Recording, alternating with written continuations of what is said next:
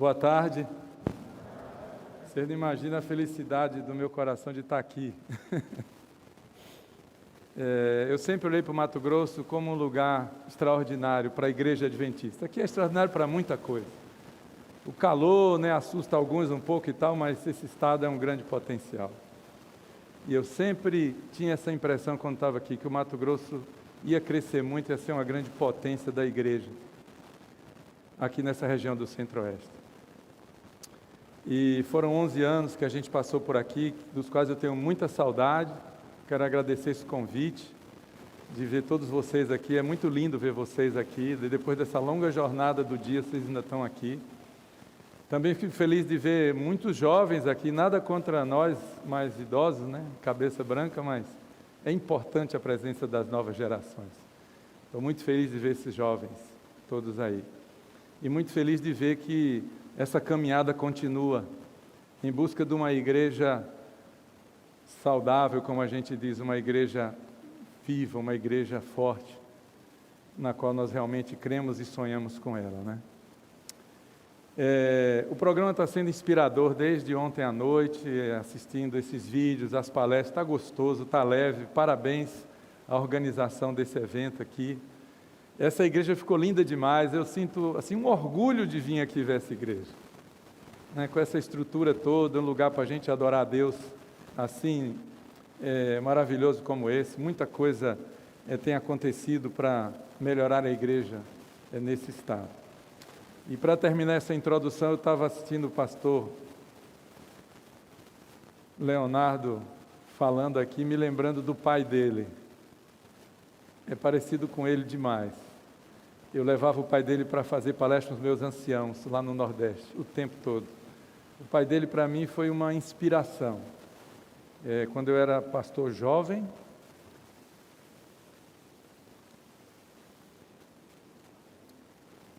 o pai dele era meu exemplo. Quem tirava todas as minhas dúvidas, ia para a casa dele, para tudo que eu tinha de problema, eu ia lá pedir ajuda para ele. Ele era o pastor da igreja central, e eu era pastor de um distrito pequeno, estava começando meu ministério. E a gente tem saudade, né? Ele já se foi, mas ele foi um grande cristão. Desculpa aí. A gente vai ficando mais emotivo. Mas eu estava vendo ele aqui, eu que está vendo o pai dele, né? Seguindo os mesmos passos, dando essas aulas maravilhosas. E a saudade é grande, né? A saudade é grande.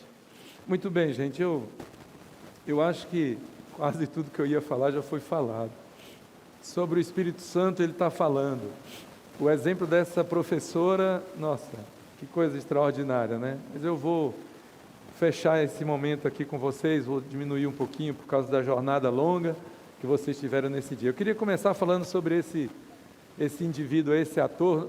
Não sei se vocês já assistiram essa palestra ou já viram esse fato, mas me impressionou muito quando eu assisti que esse indivíduo, um ator bem-sucedido, italiano, ele participou de muitos filmes, mas ele estava em busca de alguma coisa para preencher o seu coração, e nessa busca ele foi para o Tibete, passou 6 meses num voto de silêncio, tentando encontrar uma resposta para as ansiedades do seu coração.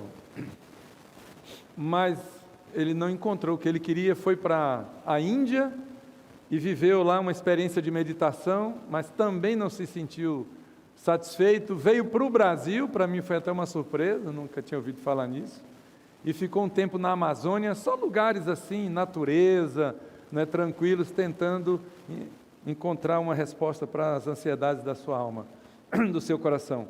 Mas nada aconteceu, e o seu encontro com Cristo aconteceu de uma maneira muito inusitada, muito diferente.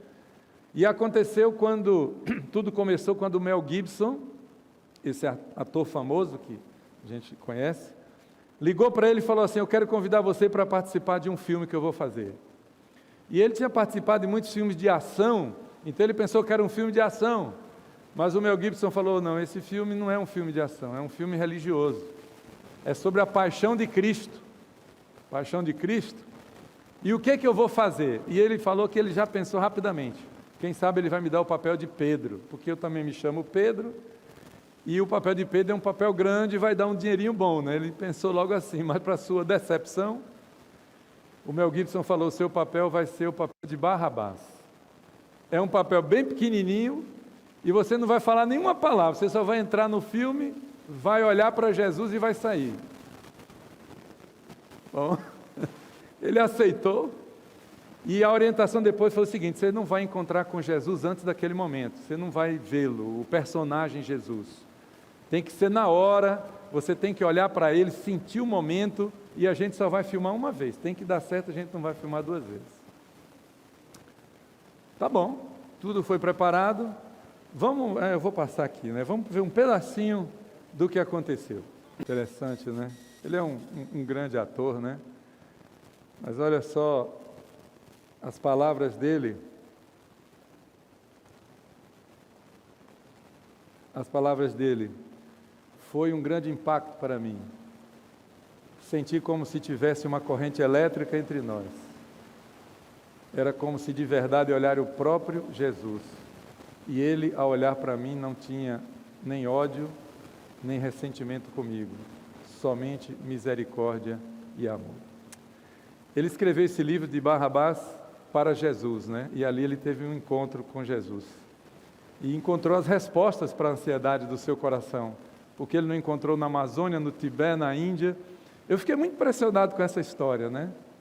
E fiquei pensando, um ator representando Jesus conseguiu impactar a vida de uma pessoa pela maneira como ele expressou o seu sentimento para aquela pessoa naquele quadro, naquela situação do que estava acontecendo, né?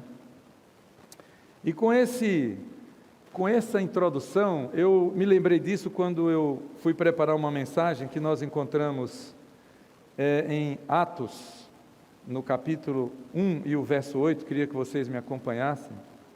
Atos, capítulo 1 e o verso 8.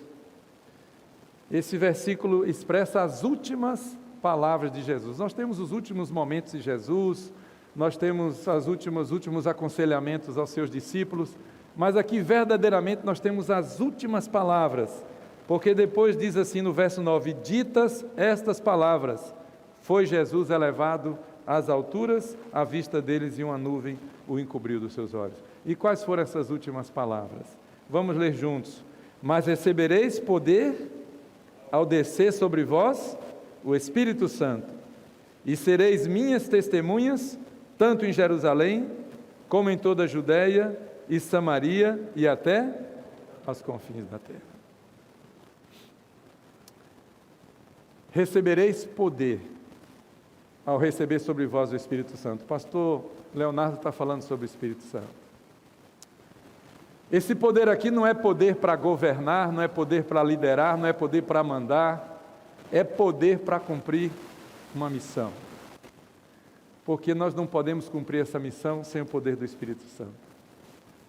Porque o trabalho de converter é o trabalho do Espírito Santo. E nós precisamos do Espírito Santo para recebermos a graça de Deus, a sua salvação, ter o privilégio da vida eterna e sermos transformados e restaurados à imagem de Deus. E é com esse poder que nós vamos para cumprir a missão que o Senhor nos confiou. A gente encontra, eu não vou ler os textos, mas em Lucas 4:1, diz que Jesus, guiado pelo Espírito Santo, em Lucas 4:14 diz, no poder do Espírito, e em Lucas 4:18 diz, o Espírito do Senhor está sobre mim. Jesus estava totalmente interligado com o Espírito Santo, e como o pastor Leonardo também mencionou, Jesus se identifica conosco, para que nós nos identifiquemos com Ele, para que aquilo que Ele fez nós também possamos fazer.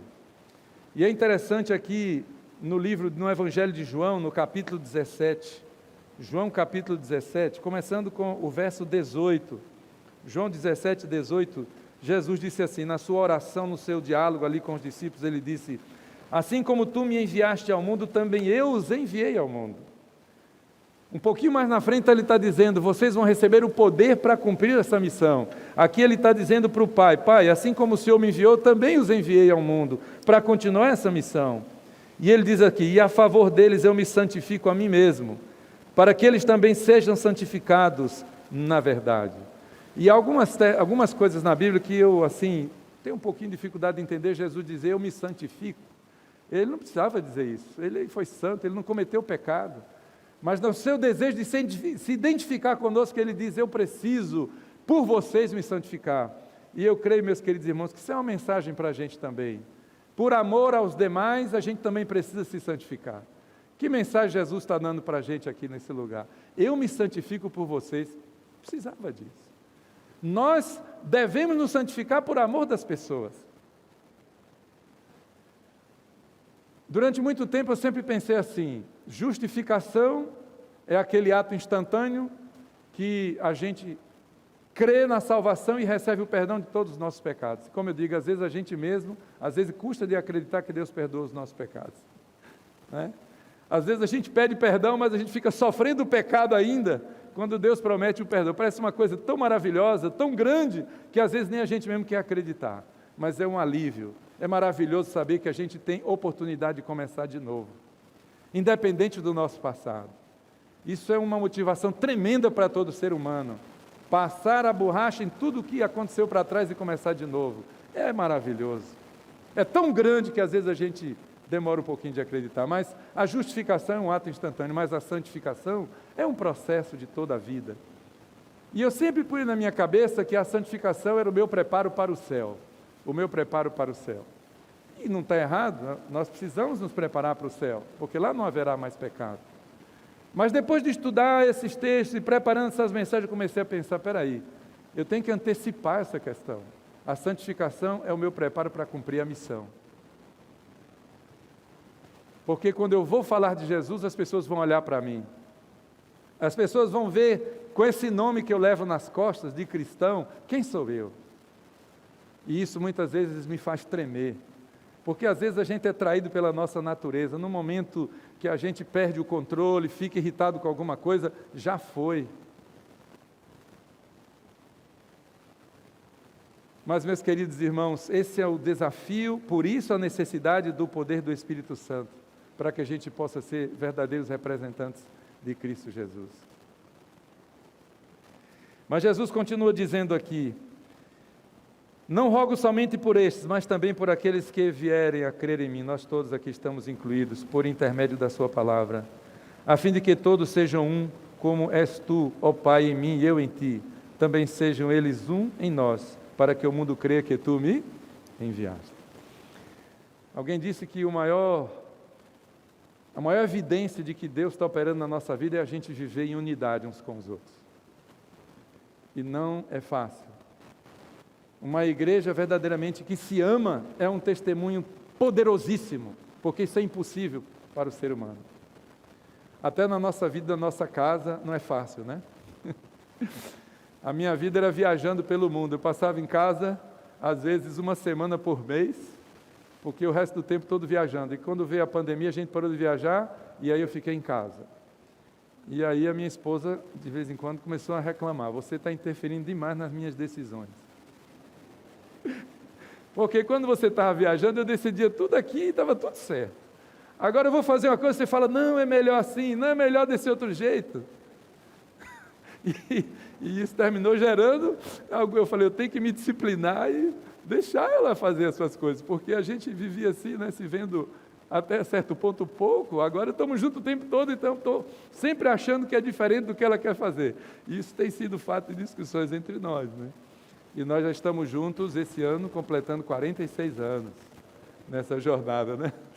Mas é um desafio. E imagina as pessoas com quem a gente convive. Por isso, queridos irmãos, a comunidade. A comunidade é um ambiente, é uma oportunidade para polir a gente mesmo. A gente aprender a ser paciente. Porque quando a gente escolhe os amigos da gente, a gente escolhe pessoas que se identificam com a gente. Todo mundo tem as pessoas com quem você se identifica. Tem seu grupo. São pessoas que têm um perfil parecido, gostam das coisas que a gente gosta. Mas quando a gente às vezes vai para uma comunidade, nem sempre é assim. Mas a comunidade vai trabalhando a nossa vida para a gente ser mais paciente, mais tolerante, aprender a amar mais o próximo. E daí vem o nosso crescimento, a nossa edificação espiritual. É a força da comunidade. Um instrumento de Deus para atuar na nossa vida. Por isso a comunidade é tão importante. Mas, meus queridos, nesse texto de Atos, capítulo 1 e o verso 8, Jesus disse: vocês vão receber o poder para vocês cumprirem essa missão, e vocês vão ser minhas testemunhas. Eu queria chamar a atenção de vocês para o verbo aqui, o verbo é ser.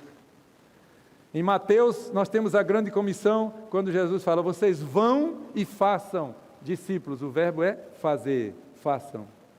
Aqui ele está dizendo: vocês vão ser as minhas testemunhas.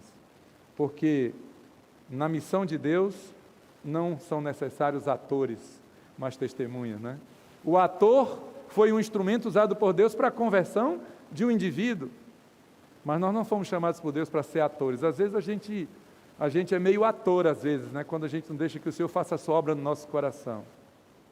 Mas o chamado de Deus não é para a gente ser ator, é para a gente ser cristão, representante de Cristo nesse mundo.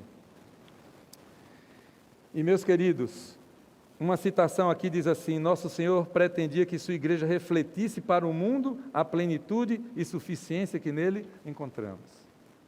E nós estamos nessa caminhada, permitindo que o Senhor nos transforme para ser essa igreja maravilhosa, poderosa, para inspirar as pessoas que nos conhecem, que nos cercam. E, finalmente, esse texto fala da extensão da missão. Qual a extensão da missão? Começando em Jerusalém, Judeia, Samaria e até aos confins da terra. O pastor Campitelli, o nosso JA lá da divisão, ele costuma dizer que Jerusalém é a igreja local, que a Judeia é fazer Caleb, dar as férias para Jesus em algum lugar. Quem já fez Caleb aqui? Muita gente aqui já fez Caleb, né? E ele fala que Samaria é um ano em missão. Quem já fez um ano em missão aqui? Um ano em missão. 1, 2, 3, 4... 5, 6, um aplauso para eles, 7, um ano em missão, gente, coisa maravilhosa, né? Um ano em missão, tirar um sabático para dedicar a sua vida para Jesus durante um ano de maneira mais intensa, porque isso é um compromisso diário na nossa vida. E Campitelli fala que os confins da terra é você entrar no serviço voluntário adventista. Eu queria passar um videozinho aqui para vocês, não sei quantos já viram esse vídeo. Observem alguma coisa interessante. Alguém pode passar para mim aí? Não está...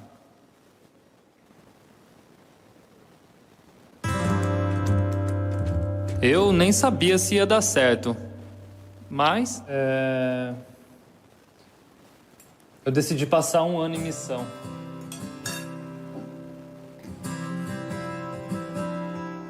Juntei tudo que podia e o que eu deixei fez muita falta.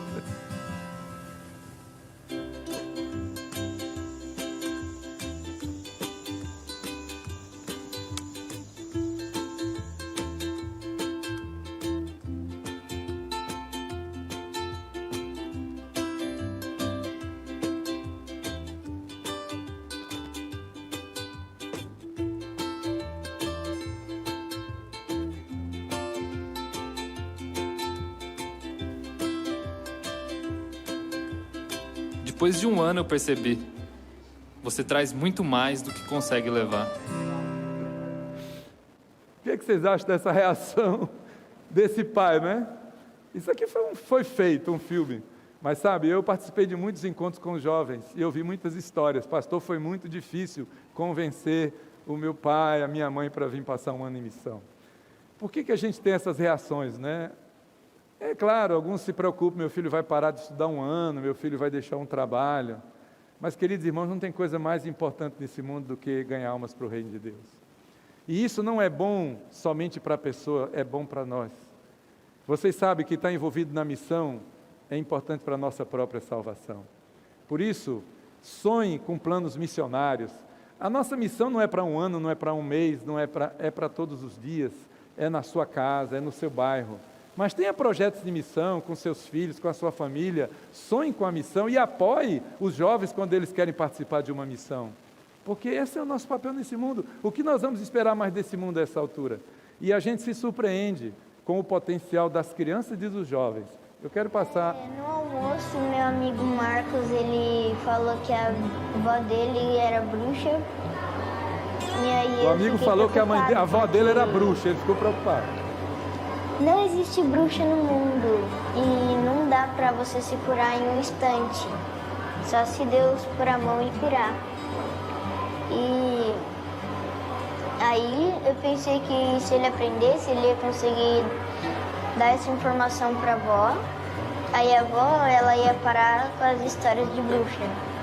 Eu queria que meu amigo Marcos conhecesse Jesus e amasse Jesus e a família dele também. Convidei o Marcos. Aí o Marcos falou: Fernanda, você sabia que eu tô fazendo estudo bíblico com o Sam? Aí ela falou: ah, que legal, posso ir também? Aí ela chamou a Manuela, a Fernanda chamou a Manuela chamou mais duas, e foi assim. Foi assim. Eu convidei os amigos do estudo e no batismo veio 10. E dentre os 10, 3 nunca tinham ido para a igreja adventista. Então, quando o pastor falou quem quisesse se batizar, eles até choraram que queriam. Que elas conheçam Jesus e aprendam sobre ele e aceitem ele para ir para o céu comigo. Não é lindo? Um garotinho desse, né, ficou preocupado, mas não tem bruxa, que história é essa? Eu tenho que explicar para esse meu amigo que não tem bruxa, que ele estudar a Bíblia com o amigo, coisa linda, né? Quer dizer, a visão dessa criança. E no fim um amigo falou para o outro, e 20 crianças quiseram estudar a Bíblia com ele. Que coisa maravilhosa, não tem idade para fazer a missão, né?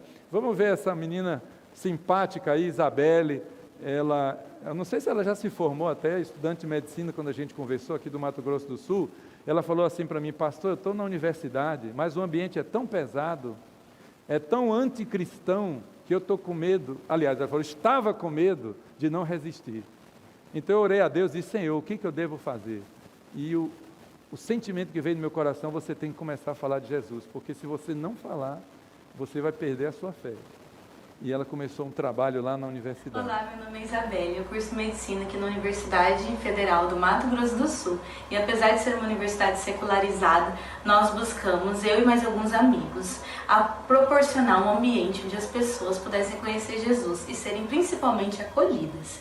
Esse é o nosso maior intuito, é o amor e oferecer a nossa amizade. Dessa forma, nossos encontros da comunidade dos estudantes universitários acontecem no horário de almoço, que é o horário que os jovens têm para se encontrarem, durante 1 hora, onde a gente compartilha a palavra de uma forma relevante, de uma forma que seja interessante para a vida deles. Mas o nosso principal objetivo é amá-los, assim como eles são. Nós somos hoje mais de 70 pessoas, entre adventistas e não adventistas. Nós tivemos 3 batismos até hoje e nós estamos com 5 estudos bíblicos e muitas pessoas interessadas. Nós agradecemos a Deus por Ele nos orientar. Uma vez ao mês nós jejuamos e oramos por cada nome desse e ninguém é esquecido. E assim usamos o método de Cristo para nos aproximarmos dessas pessoas, porque isso fortalece a nossa identidade como adventistas do 7º dia num universo tão secularizado. Amém? Que inspiração, né, o testemunho dessa jovem. As palavras que ela usa: acolher. Nosso objetivo é amar os nossos colegas.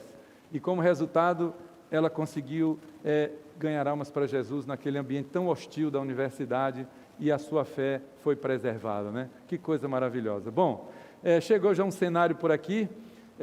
Algum tempo atrás eu comecei a ver que a aposentadoria ia chegar, porque a gente pensa que nunca vai chegar. Não sei vocês aí, o que é que vocês pensam, né? Mas sempre trabalhei pesado a vida toda, mas um dia parece que ia chegar. E foi chegando, vai chegar. 42 anos de trabalho, mas chegou. E aí eu comecei a conversar com a minha esposa: o que nós vamos fazer? Tinha muitas ideias e tal, mas finalmente, sabe, esse envolvimento nosso com a missão, fiquei pensando: o que eu vou fazer? Eu vou trabalhar para ganhar mais dinheiro? Para quê? Meus filhos estão educados, cada um tem sua vida, o que eu vou ganhar dá para eu viver, então eu vou fazer o quê? Alguém me ofereceu até: você quer fazer isso aqui para ganhar um dinheiro no trabalho? Aí eu falei: vamos ter uma experiência diferente, vamos para um lugar diferente. E a minha vontade era ir para um lugar assim, para desbravar, assim, zero de presença adventista, sabe? No meu coração eu queria ter uma experiência diferente, né? E não vou demorar, mas eu sei que a minha esposa, um lugar ela não achava muito bom, porque era muito perigoso e tal, e minha vontade, sabe, meu coração me empurrava para o Oriente Médio. Não sei porquê. Alguns até falaram: porque você não vai para a África e lá você vai batizar muita gente? Mas não tinha vontade para lá. E hoje, se você olhar para a janela 1040, é o lugar onde tem menos missionários, onde tem menos gente, e tem milhões de pessoas. Então, meu coração, o Espírito de Deus, eu creio, me empurrou para lá. E nós terminamos parando no Líbano, né? O Líbano é um país muito bonito, mas está passando uma crise muito grande, porque é um país pequeno e recebeu muitos refugiados. 25% da população são refugiados. É como se tivesse 50 milhões de refugiados no Brasil. Imagina como isso ia desequilibrar as coisas. Então, o Líbano está assim, não consegue andar, não é? Mas aí você vê o cenário que o pessoal deixou para trás. Ninguém quer voltar para a Síria. A gente conversa com eles, tem medo, eles não querem voltar, né? Deixaram esse cenário aí triste, né? Então, ali tinha 4,2 milhões mais ou menos antes dos refugiados, hoje tem uns 6 milhões, porque tem mais ou menos 1,5 milhão ou mais de refugiados inscritos, né? Desses refugiados, 46% tem de 0 a 13 anos de idade. É muita criança, sabe, muita criança. São mais de 500 mil crianças, se você fizer uma rápida conta, né? Fora os adolescentes. Então, eu fui com a minha esposa e a gente visitou alguns acampamentos de refugiados e ela falou, se for para cá, eu topo. Ela estava um pouquinho relutante no começo, os netos aqui e tudo, né? Mas eu falei, os netos estão crescendo, eles vão seguir o caminho deles e tal, né? Então ela aceitou e disse, não, para cá eu venho. Quando viu aquela meninada toda lá, eles vivem em tendas, não sei quem de vocês já foi lá, no Líbano, mas você encontra esse cenário para todo lado que você anda, ao redor das cidades, nas estradas, né? Essas barracas. E esses meninos estão aí, alguns conseguem ainda entrar na escola, mas outros nem acesso à escola têm, e eles não têm muito o que fazer. Tem gente que está morando há 10 anos numa barraca dessa, 8 anos numa barraca dessa. Eu visitei uma senhora, ela falou assim, meu filho não sabe o que é uma casa. Eu tinha 3 casas na Síria, uma para mim, 2 alugadas. A guerra destruiu todas, e a gente não tem mais nada, né? E o meu filho está aqui, e a gente está fazendo de tudo para dar um futuro melhor. Então essas crianças estão no nosso projeto, né, o filho dela. Aí a minha esposa aqui, aquela moça lá trabalha na ADRA, visitando os acampamentos. Aqui numa barraca, a gente senta no meio no chão ali, né, tudo muito simples, acertando para que eles possam enviar as crianças para os nossos cursos, né. A gente agora já conseguiu a confiança deles, porque no começo eles ficam querendo saber quem a gente é, porque já passaram muitos problemas na vida. As distâncias lá são pequenas, você vê ali, Beirute para Damasco, 110 quilômetros, é nada, rápido, mas com o problema do conflito, que ainda existe um pouquinho, então tem é difícil de entrar, né, muita barreira de exército, mas nós estamos aqui bem no meio, nós estamos aqui onde está escrito Masdal Anja, aqui no meio. Essa é a cidade onde temos o nosso projeto, uma cidade 100% muçulmana. Essa linhazinha preta é a divisa. Eu moro do lado da montanha que faz divisa com a Síria. Se eu subir a montanha, eu já estou dentro da Síria, né? Do lado da minha casa. Aí a gente vive, aí está o nosso projeto. Então a ideia, nós ainda não temos essa estrutura. A prefeitura já disponibilizou uma área, até para construir, ainda estou um pouco reticente se devo ou não investir nisso, né? Mas o princípio é esse, esportes e salas de aula para a meninada. Agora esses meninos são lindos, né? Olha só que coisa linda, né? Esses meninos aí participando. Então a ideia seria construir esse centro. Por enquanto a gente tem esse campo, é cedido pela prefeitura, um outro a gente aluga no outro lugar. Então ensinar futebol para eles, aulas de inglês que já começaram com essa pandemia, tudo atrasou, foi muito difícil. Os primeiros chegaram lá em janeiro e ficaram dentro de casa até julho do ano passado, sem poder fazer nada. Quase que eu pensei que o projeto ia acabar, mas Deus tem feito milagres e as coisas continuam, né? Então, agora esse ano nós começamos as aulas de inglês, corte e costura, e chegou um rapaz lá que se propôs a conseguir uns violões e começou a aula de violão com os meninos. E daqui a um mês nós estamos comprando os equipamentos para começar as aulas de informática, que é outra coisa que eles querem. E também queremos fazer feiras de saúde, especialmente quando forem grupos, caravanas, para atender as famílias. No Natal a gente deu um par de chuteiras para os meninos vão descalços, vão de bota, vai de alpercata, todo jeito de você imaginar, né? Aí nós demos um par de chuteiras para eles, foi uma coisa fantástica, né? A alegria deles. Aí está o pessoal do corte e costura, pequeno videozinho aí.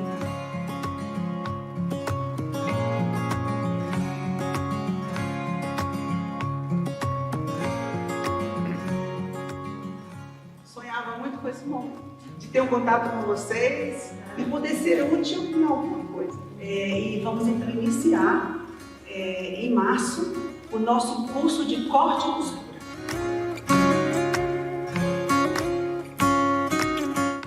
Nós vamos ter aulas 2 vezes por semana. A minha expectativa é que elas se tornem costureiras e elas aprendam a ganhar dinheiro mais tarde. Estou muito feliz por esse grupo e pretendo cada dia mais ser amiga delas e ajudá-las no que for preciso. Essa é a minha esposa, Débora. Uma atmosfera muito boa. A Mônica, esposa do Carlos Alberto, certeza de que é instrutor lá, pastor também. Grande aqui com as libanesas e as sírias. Essa cestinha aqui foi feita pelas mulheres. Ela é muito lindinha, muito bem feita, já é fruto do trabalho das mulheres. É para colocar no carro para pôr lixo. É outra coisa que a gente está trabalhando lá, porque lá o lixo é um problema sério, né? Então a gente está pretendendo visitar as escolas, educar as crianças, ajudá-los a não colocar tanto lixo na rua. E as mulheres produziram essa cestinha, coisa mais linda aqui, já é fruto do trabalho delas na costura, né? Do aprendizado da costura. Isso aí foi o primeiro dia da aula de inglês. Essa é uma turma, tem outra turma desse mesmo tamanho. Eles foram lá para receber instruções, orientações. Só tínhamos meninos no futebol, agora temos meninas também. E as mulheres no corte e costura. E essas duas meninas aqui, a história começou com essa menina aqui, que chama Tasnim. Eu fui na barraca dela, ela mora numa tenda, e eu estava lá com a família, e a gente conversando e tudo. Quando o nosso grupo chegou, ela ajudou muito o grupo, fazendo tradução, para fazer pesquisa, visitar as barracas, traduzindo, né? Ela fala inglês e traduzindo para o árabe. E aí, nessa conversa, ela falou que o grande sonho da vida dela era fazer medicina, mas não tinha chance. Estava terminando o ensino médio. Eu fui para casa e aquilo ficou na minha cabeça, né? Puxa, já pensou? Uma menina dessa sonhando fazer medicina? Aí eu comecei a fazer meus contatos e telefonando e tal, e eu consegui alguém que ajudasse a pagar o estudo para ela. E depois incluímos essa menina que é uma libanesa, porque uma é síria, outra é libanesa. Elas duas estão na nossa universidade fazendo pré-med para poder entrar para a medicina. São os primeiros frutos assim do investimento. Agora nós estamos com mais uma menina que veio da Síria, ficou uns dias na nossa casa, estamos tramitando para mandar ela para o UNASP aqui, que ela quer estudar tradutor, intérprete. E estudava a Bíblia todo dia comigo. Essa foi a primeira oportunidade de estudar a Bíblia, porque lá a gente não pode, tem que esperar o pessoal perguntar alguma coisa para falar. Mas essa menina ficou lá em casa e como ela quer estudar e vinha para cá, e ela estava interessada, a gente estudava todo dia a Bíblia. Fiz quase a série, quase toda com ela. Ela quer ser adventista, estamos trabalhando a documentação para ela vir para o Brasil. Tem que aproveitar as oportunidades, né? Mas, se fosse rápido em discernir as aberturas providenciadas por Deus, poderiam ver múltiplas oportunidades de alcançar muitos estrangeiros, né? Porque, na verdade, a nossa missão é para o mundo todo, né? Jesus falou, Jerusalém, Judéia, Samaria, até aos confins da terra, né? E, meus queridos, esse é o texto que mais me inspira. E cantava um novo cântico dizendo, digno és de tomar o livro e de abrir os seus selos, porque foste morto e com o teu sangue nos compraste para Deus de toda tribo e língua e povo e nação. Isso é uma profecia. São as pessoas que estão dizendo, tu nos compraste, pessoas de todas as nações da terra. Então, eu quero deixar para vocês, nessa tarde, essa motivação. Tenha planos missionários na sua vida. Começando da sua casa, do seu bairro, né, de uma cidade aqui no interior do Mato Grosso, em algum lugar do Brasil, em qualquer lugar do mundo, tenha planos missionários. Foque na missão, porque se já houve um tempo para a missão, esse é o tempo em que nós estamos vivendo. Eu estou por ali, 65 anos, quero pelo menos 10 anos lá, se tiver saúde, o Senhor permitir, se Ele não volta antes e não se explodir uma guerra por lá. Mas, na verdade, eu quero ficar lá até ter frutos. O meu sonho é ver alguém do local tomar sua decisão e ficar lá para continuar esse trabalho de pregação do Evangelho. Que Deus abençoe a todos vocês e que Deus nos abençoe também para que nós possamos cumprir a nossa missão nesse mundo. Cantar? Oramos? Vamos orar então? Podem ficar em pé para a gente orar?